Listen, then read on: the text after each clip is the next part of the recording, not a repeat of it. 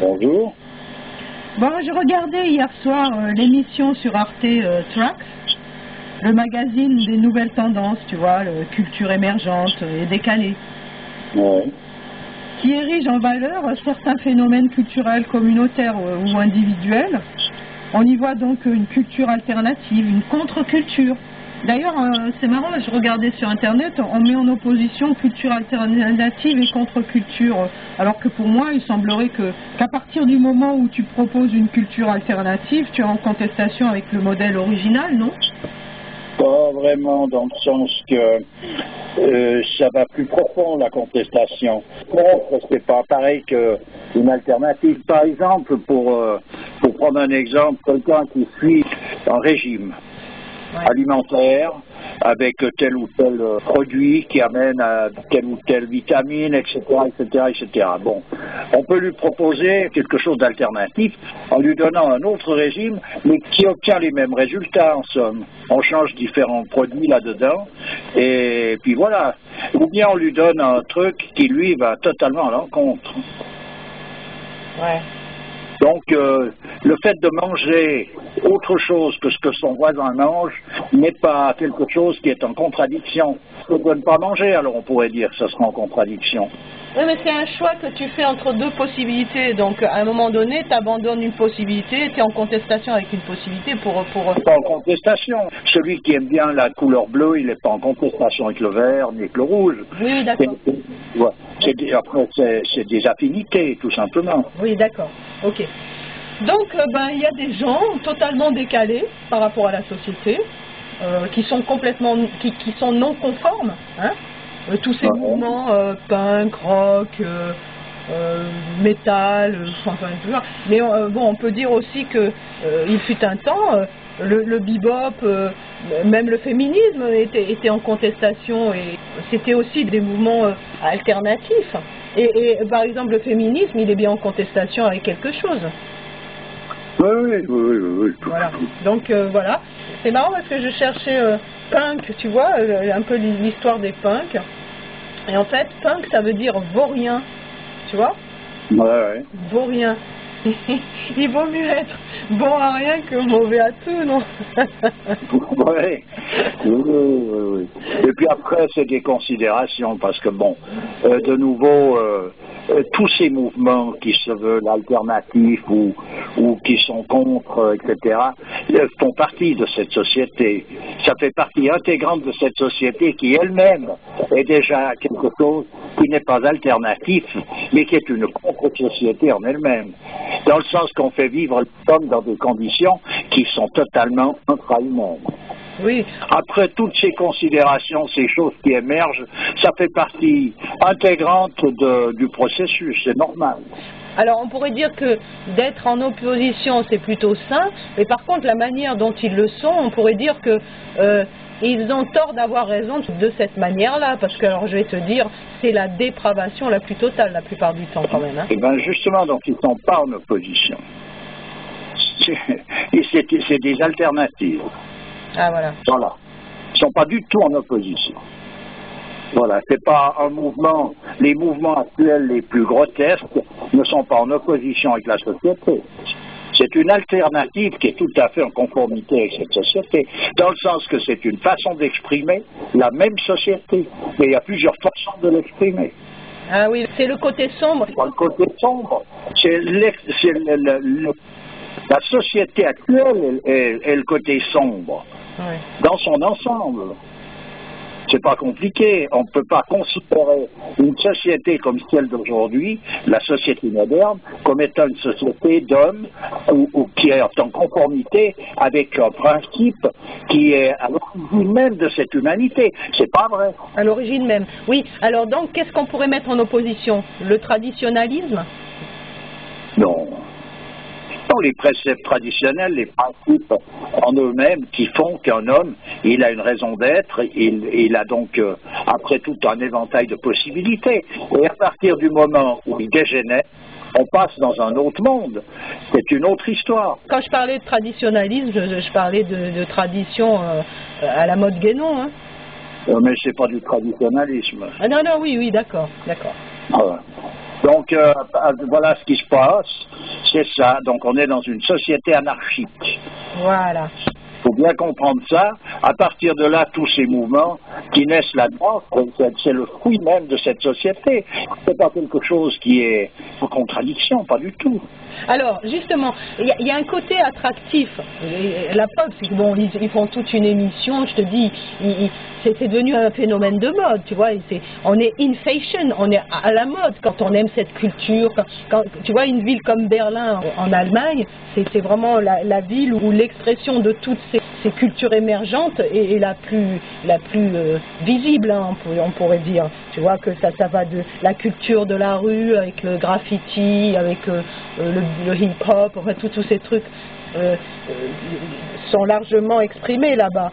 Alors, à l'époque, tu vois, dans les années 70, c'était le rock, c'était le hard rock, avec, tu vois, je me souviens, les Sex Pistols, quand ils chantaient I am an antichrist, I am an anarchist, tu vois, je suis un antichrist, un anarchiste, tu vois, c'était grisant, tout le monde. Je peux comprendre qu'il y ait une attraction, parce qu'il y a quelque chose qui s'exprime et qui est comme une espèce de tourbillon dans lequel on peut rentrer. Je peux comprendre ça, mais pourquoi, alors que c'est quand même une culture vachement sombre, pourquoi on est attiré par ça? On peut à un moment ou à un autre de sa vie être attiré par ça.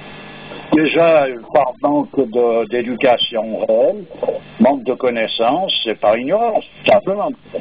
Il faut une ignorance profonde de ce que peut représenter l'humanité, représenter un homme, représenter l'ensemble de toute la manifestation.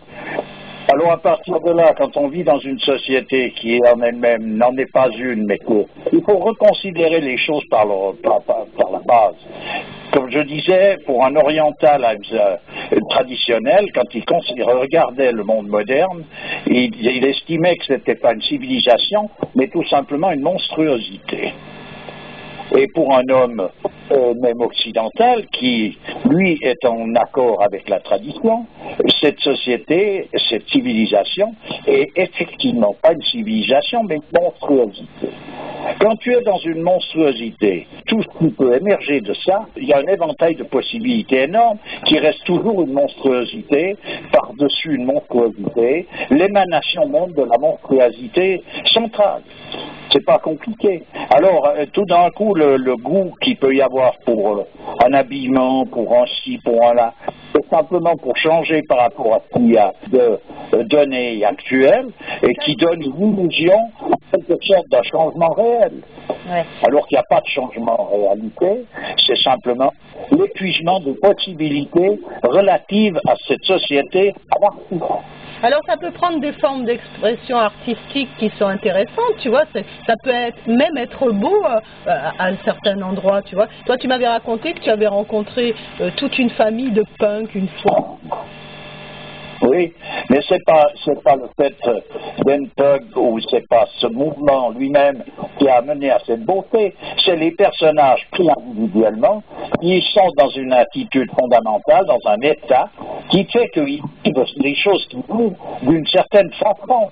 Et c'est de nouveau, c'est là où on rencontre le libre arbitre par rapport à la destinée. Ils vivent leur destin, mais le fait d'avoir du goût qui est en rapport juste avec quelque chose de fondamental, c'est quelque chose qui représente un état, une valeur qui se manifeste dans n'importe quelle situation. Il y a eu des saints qui ont vécu sur des tables et d'autres dans des fauteuils en bois doré. La sainteté n'est pas tributaire de ces accidentalités. Effectivement, des punks, j'en ai rencontré d'un tas, des anciennes générations, etc. J'ai été tout d'un coup attentif parce que je suis rentré dans un restaurant, dans un café, c'était en Suisse, et il y avait une famille de punks, donc le père, la mère, 2 ou 3 enfants. C'était des gens qui devaient avoir entre 25 ans, 30 ans, 20 et 30 ans. Les enfants avaient entre 5 et 10 ans, donc, voilà, filles et garçons, mais ils étaient donc ringués à leur mode, habillés, les cheveux, tout, ils étaient déguisés totalement. Mais j'ai regardé ça attentivement, en allant m'excuser de mon regard, parce que il voyait bien que j'avais une assistance à les regarder, et que c'est gênant, quoi. Alors je leur ai dit que j'ai trouvé ça bien fait, et que je me permets de contempler ça. Et ils ont été très polis, ils étaient très clean, et ils avaient fait du travail, c'était vraiment bien fait. Alors c'est pas beau en soi, parce que c'est dénué justement des données fondamentales qu'on retrouve dans l'architecture, dans la musique, dans tous les arts fondamentaux. On retrouve des données qui sont inflexibles, auxquelles il faut absolument se plier, faute de quoi on part à la dérive. C'est l'histoire de nouveau de la bouche gouvernail qu'on enlève et on laisse aller ça de l'eau. Bon, le son est un peu difficile parce que le son part et revient, mais bon. Alors ça, disons, ça continue d'être ça, bien sûr, mais le personnage lui-même qui est en train de vivre tout ça, il est dans un état fondamental où lui, il vit les choses d'une manière. Donc il réussit à exprimer de la beauté là à travers. Bon, et là justement, on parle de punk hier donc dans ce reportage, dans cette émission, on voyait le mouvement punk en Birmanie. Tu vois, ils sont 200 tout au plus. Ils passent des heures à se relooker là, et ils vivent vraiment dans un pays qui est super répressif, donc ils vivent très dangereusement ceux-là. C'est pas comme en Allemagne ou en France, ils sont la cible de violence, voilà. Il faut avoir du cran pour être punk dans ces pays-là. Mais il faut avoir du cran déjà pour naître dans ces pays-là, on pourrait dire. À partir de là, même n'importe où, on peut pas parler de cran et de pas cran. Eux, ils s'exposent encore plus, tu vois. Alors, vaut mieux être caché quand tu es dans un pays comme ça, vaut mieux te cacher. Et là, eux, ils s'exposent, tu vois. Mais c'est pas des mouvements qui émergent pour être cachés. Ils émergent justement pour être montrés. Les gens qui vivent cachés actuellement, c'est des gens qui y rejoignent, qui sont en accord avec quelque chose de principiel. Un véritable homme de prière, il est caché. Oui. C'est tout. Les choses sont inversées. On ouvre les portes de l'enfer, on n'ouvre pas les portes du ciel là en ce moment. Oui. Donc c'est comme ça. J'ai un truc à dire là-dessus. Et tu vois vraiment, tu vois à quel point, moi on les voit à un moment chanter, on les voit s'exprimer, à quel point ils sont fracassés, névrosés au plus haut point. Tu vois, ils ont été cassés, ces gens-là. Je vais te dire, moi quand je vois évoluer des personnages qui sont à la pointe du progrès dans le sens je connais des gens qui sont directeurs de grosses entreprises, etc.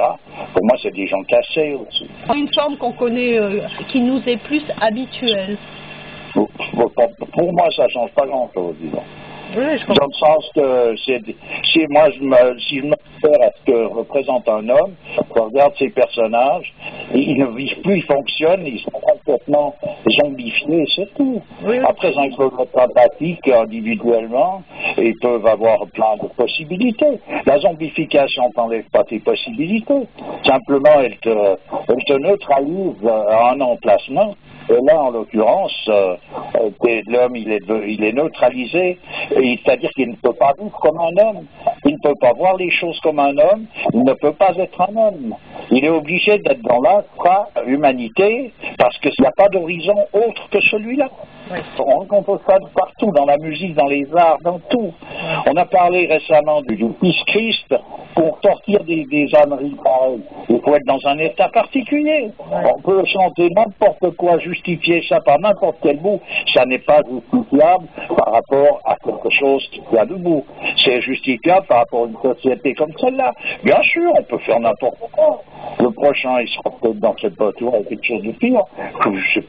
C'est pas compliqué, hein. On va jusqu'au bout des possibilités. D'ailleurs, ces possibilités doivent absolument s'exprimer puisqu'on est à la fin du temps. Et donc, c'est normal que tout ça arrive. On pourrait classer aussi l'art contemporain dans toutes ces expressions de culture émergente, alors finalement. Ben, c'est ce que je viens de dire au sujet du Christ. Ben voilà. C'est évident. Mais je parlais des punks. Pour en venir à ces punks, moi je parlais aussi dans une autre famille de punks, pour d'autres raisons, des gens qui vivent simplement qui essayent de faire construire tout ce qu'ils ont à construire sur leur terrain. Ils sont là, ils essayent de vivre le mieux possible. Et tu vois, ils ont une culture, ce qu'ils appellent la culture punk. Tu vois qu'ils vivent dans quelque chose où il y a mal donne. Ils vivent en contact avec la mort d'une certaine manière. Et cette façon les amène à pouvoir d'une manière un peu sordide, en fait.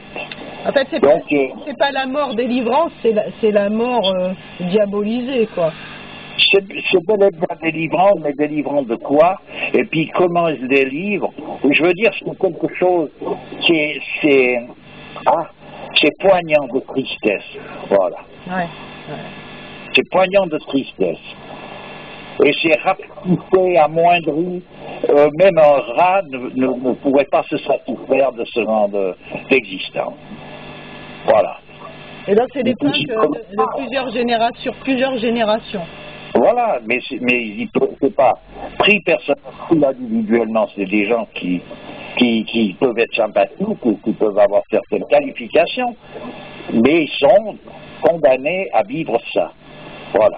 Dans le milieu actuel de la société, on peut considérer les choses d'une manière ou d'une autre. Alors on peut trouver que telle chose est bien, telle chose n'est pas bien, etc. Mais c'est très relatif tout ça. C'est la raison pour laquelle ça donne naissance à tous ces courants qui sont alternatifs. Ouais. Pourquoi? Parce que étant relatif, ça veut dire qu'une chose en vaut une autre, et puis pourquoi pas celle-là plutôt que celle-là, et puis qu'est-ce qui dit que celle-là est meilleure que l'autre, etc. Ouais. Mais ça, c'est normal quand on est dans une anarchie comme dans laquelle on est en train d'évoluer. Après, ce qu'il faut considérer, on rentre donc dans le tout relatif. Ouais. Ce qu'il faut considérer, c'est que la relativité comme telle, par rapport à quoi est-elle relative, c'est là où il faut aller chercher le principe qui lui fait que cette relativité est relative par rapport à lui. Donc, la connaissance de ce principe nous donne exactement la valeur de cette relativité. Ça donne le discernement d'une hiérarchie de valeurs de ce qui émerge de ce principe. Oui, d'accord. Autrement, tout est rien, rien est tout. Oui, ok, bah écoute, on va s'arrêter là-dessus. Ouais. Le son est vraiment pas bon, on est tributaire du réseau téléphonique, hein, donc on n'y peut rien. Donc ouais. J'espère qu'on en comprend quand même. Je te remercie et puis à bientôt. Ben oui, à bientôt. Allez, au revoir. Au revoir.